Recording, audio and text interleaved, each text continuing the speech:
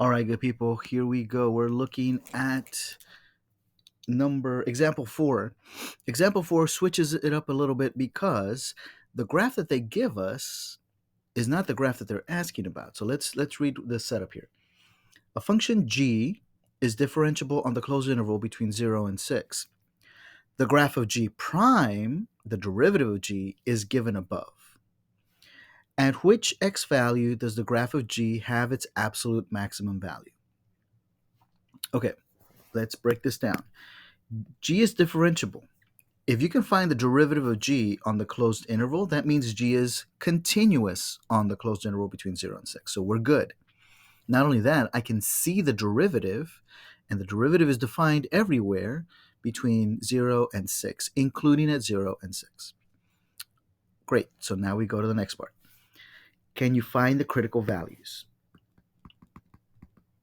The critical values are going to occur wherever the derivative, wherever g prime is equal to 0. Well, this is the graph of g prime, so it's going to occur here and here and here.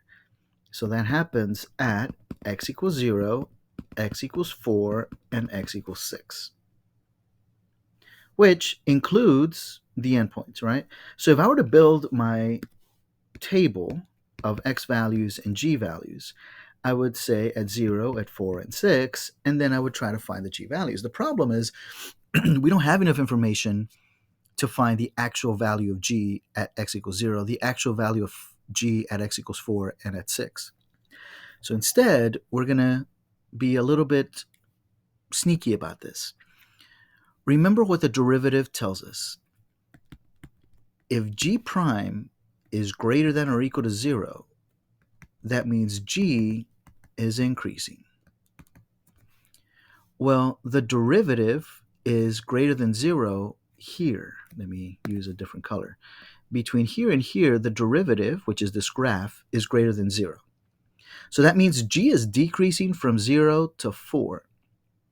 And then we know that if g prime is less than or equal to 0, then g is decreasing. Well, that would happen here. So if the graph, the original graph of g, is increasing from 0 to 4, and then it's decreasing, so if the graph, the original graph,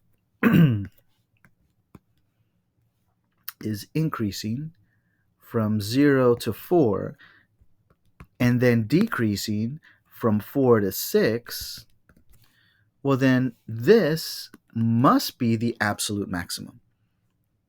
Regardless of where it starts, like it doesn't have to start at 0, right? It could start over here, but if it's increasing and then it's decreasing, well then the highest point has to be at 4. It's the only critical value, right? So we're going to say at which x value does the graph have the absolute maximum?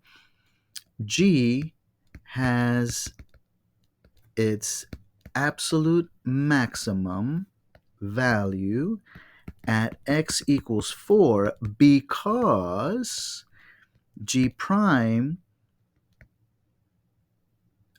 changes from positive to negative at x equals 4. That is to say, g changes from, so you don't need to write this part, g changes from increasing to decreasing at x equals 4.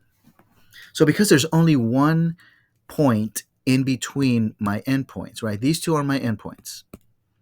There's only one point in between, and at that point, that is a critical value because the graph goes from increasing to decreasing. Then it has to create this behavior where there has to be a maximum, and that must be the absolute maximum there.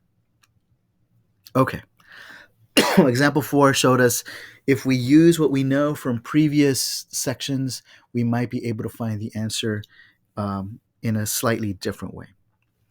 When I go to example 5, we go back to finding both the maximum and minimum values of k. K is given to us in an equation, so we're going to need to find the derivative of k. So k prime is the derivative of e to the sine x. Well, the derivative of any exponential is the exponential itself times the derivative of the exponent, which would be times cosine of x. But I want to know where this is equal to 0. because it's never undefined, by the way. Well, exponentials are never equal to 0.